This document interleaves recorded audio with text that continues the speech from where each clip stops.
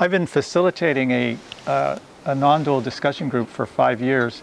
And so I'm going to talk a little bit about my history as a meditator, and then this is going to roll right into what the topic of today is, the progressive path to the direct path. So it'll just nicely flow right into that. So to begin with, I've been meditating a long time, since 1975, first with transcendental meditation, which was very popular then. It went very quickly to Zen Buddhism, and many years I was involved with Zen. But for many, many, many years, like 2.5 decades, I was involved in Vipassana, or the Theravadan school of Buddhism. And that was, my go-to. It was something, a practice I was quite sincere about and dedicated. I would sit twice a day religiously, rarely ever a time that I wouldn't.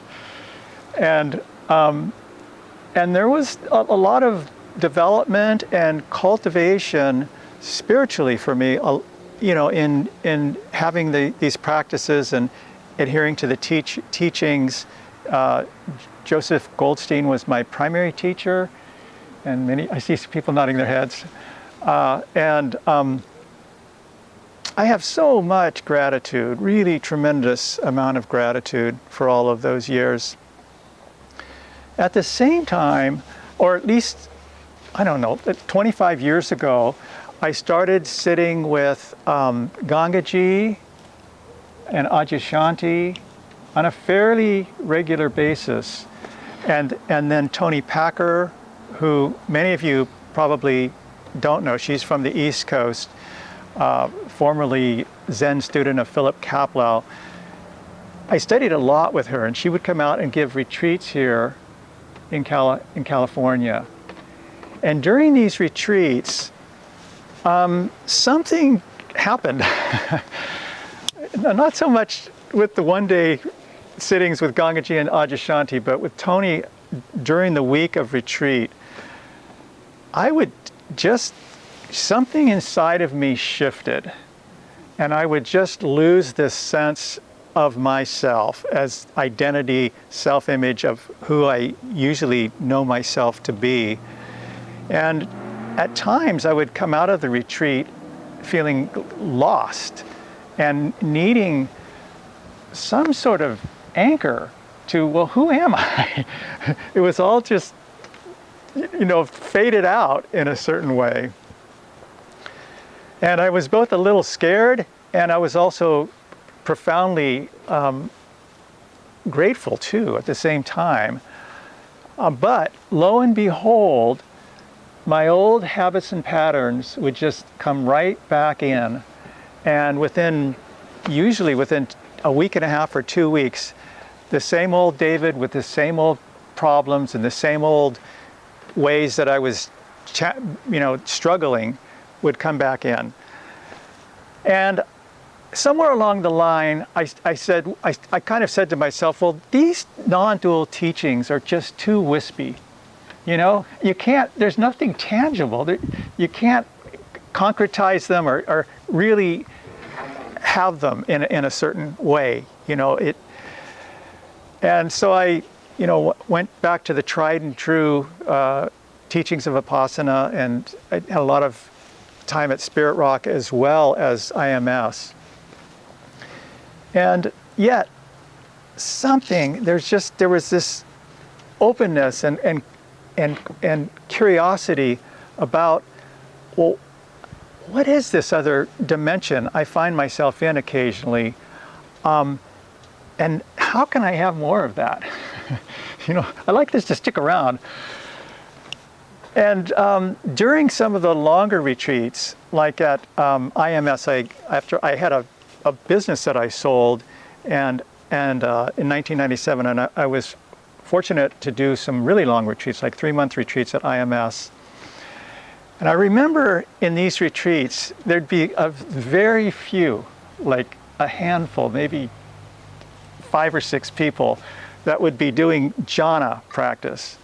And jhana practice is it's called an absorption practice, where and these people, these 5 or 6 people would rarely leave their room, their bedroom. They would stay there. The meals would be delivered to them.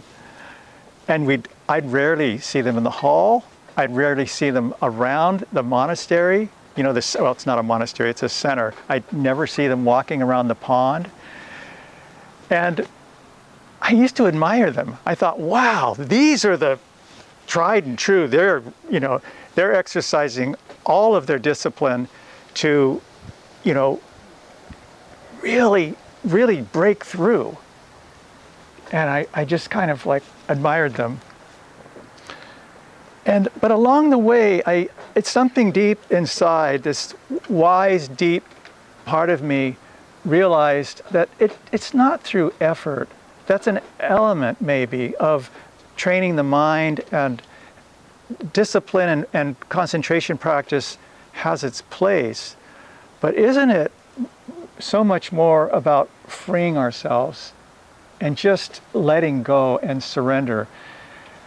And of course, surrender is so much of what the direct path is all about. It's these practices are good and they're noble. Meditation, yoga, lots of other chanting. They're good practices for disciplining and coming into one's body, coming into one's center. And I would say, I wouldn't quite say they're a prerequisite, but some people think they're sort of a prerequisite. Years of sitting on the cushion is good. It'll help one. So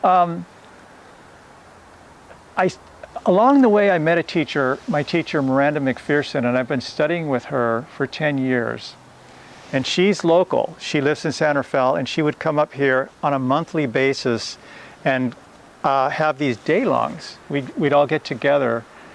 And during this time, we did a lot of inquiry work. So this questioning of who am I? And we'd do dyads. We'd have dyads together. And it was over really a period of quite some time, a couple of years. I would start to, in a fundamental way, migrate towards these non-dual teachings because of the regular connection I would have with her. And before that, it was like riding 2 bicycles at the same time. That's a good description, But finally, after having this rich connection with a teacher, and eventually I became like her assistant, so I'd even have more rich connection because we'd be doing things together to set up the room and so on. And that's when the direct path, the Advaita Vedanta teachings came in strongly. And I instead of having one foot in one world, of the progressive path, and one foot in the direct path teachings, I put both feet in to the direct path teachings. And the non-dual, I won't get into all the elements of what is non-dual. Is that Advaita Vedanta? There's a whole lot of different teachings that come into the non-dual. So we're going to be kind of broad for right now and just calling it the non-dual teachings. So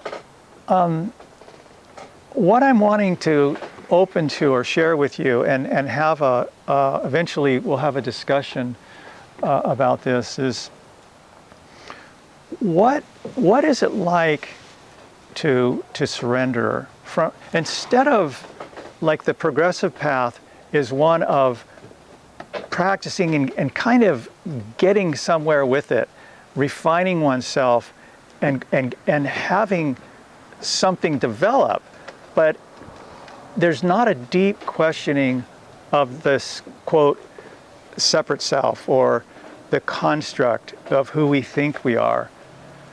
And I'm going to kind of underline the word think we are because so much of it is through thought and how we think of ourselves, our self-image, our identity, we end up knowing ourselves and seeing ourselves through that process. It's natural. Everyone does it. It's deeply conditioned for all of us to relate to ourselves in this way. And for psychological, emotional work, it has its place. So I don't want to poo-poo any of it. It's really good. It's really necessary. I would say, of course, a prerequisite. But at a certain point, I've talked to so many people who have, including myself, who on this particular kind of progressive path have refined, and have had breakthroughs, but still feel they're the same person with the same problems, the same old schmuck that they've always been. and can and have, people I've talked to have gotten restless and sort of doubtful. Like, nothing's really fundamentally changed. So, going back to what I was saying about Miranda and studying with her regularly, I kept having these openings. It was regularly these openings that would occur. And then one year, about 5 years ago, I went to the SAN conference in San Jose, the Science and Non-Duality Conference, and there I had a really big opening that lasted like 3.5 weeks after that. And that was I won't go too much into that right now, what that was, but it really fundamentally changed who I was and how I saw myself and who I was, in reference to everything and everyone. There was an abeyance of thought that it just receded and I could just be starkly open with everything and everyone, and so that duality closed, and there was this unity that remained for a while. And like all things, that changed, and I found it slipped away. And fortunately, I had teachers that I knew better than to try to retrieve what had happened, and so I slowly, though, over the years, have integrated this big opening, and it doesn't require an opening like what I experienced. It's really so much. The direct path is so much about cultivating wisdom. Instead of trying to get yourself to a better state, a better place, a more refined place, it's more about cultivating wisdom through this inward investigation, this question of, well, who am I? And with sincerity, looking and asking deeply, well, am I my thoughts? Am I the one I take myself to be through my thoughts and feelings and identity and image? And it's just this sincere and deep and questioning of that starts for me, and I've watched it in our group and just with friends, how something begins to happen. It's a process of surrender that has so many elements. It can be scary at times, but mostly it's freeing. It's just freeing. And in this moments, kind of sometimes it's just glimpses of our true nature, of who we are, where we're seeing things as what is, no layers of what we're projecting onto it, just as what is. It's really, it feeds on itself. It has a way of, the cultivation's already begun. And so I want to just emphasize, and I'm pretty sure all of you have heard this before, that the element of surrender is is essential. And in that element of surrender, the ego scratches and fights. It doesn't want to let go of control. That's its job, to try to know everything and, have it this way and control. But grace happens through this beautiful surrender. And I would say, I'll speak for myself. It takes support. There's a fair amount of support and sincerity working with someone, a teacher, to shift, to have that shift. I think we're living in a really important time right now where I use the word popping. People are popping all the time, and they're just opening. And I'm running into, and you probably too. I'm pretty sure you hear the word awakening. These people that are awake. And well, what is that? To be awake? What is that to be fresh and alive and having more and more thoughts and the associations we have with ourselves just quiet. And in that quietness, there's a receptivity to what is and what's showing up without any control at all. It's like a reflexive quality. It's not a doing. It's reflexive and being curious and open and interested in, wow. And so much of, our stuff will show up, our patterns, habits and patterns, and it's all there for examination. And kind of poking at it and wondering, like, wow, am I truly this? Or is there something, a much larger dimension that's starting to show itself and I'm opening up into? So one of the things that I find is both interesting and challenging is to get people, folks, call them, I'm not sure how to refer, but aspirants to shift from, like, on one side, you can kind of follow me with the camera. I'm going to move over here, and it's this sense of from the vantage point of the separate self, how I achieve this, how I try to surrender, how I use myself, my knowledge, my whatever resources I have to experience this. And it's normal. It's how everyone's conditioned to be in this sense. But it's at the same time, it's really the wrong vantage point. It's where we come from because of the deconditioning, but it's fraught with trying and efforting and like getting into thought and just knocking against all the limitations of the dualistic world and the dualistic way that we're viewing it. So then coming back over here, to this visceral, this experiential sense of surrender, like dropping it, and it's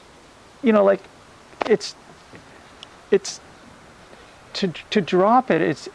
Is to taste it, and like in Rinzai Zen, there's koans. There's these use of koans, and the koans develop over time that take you out of your head.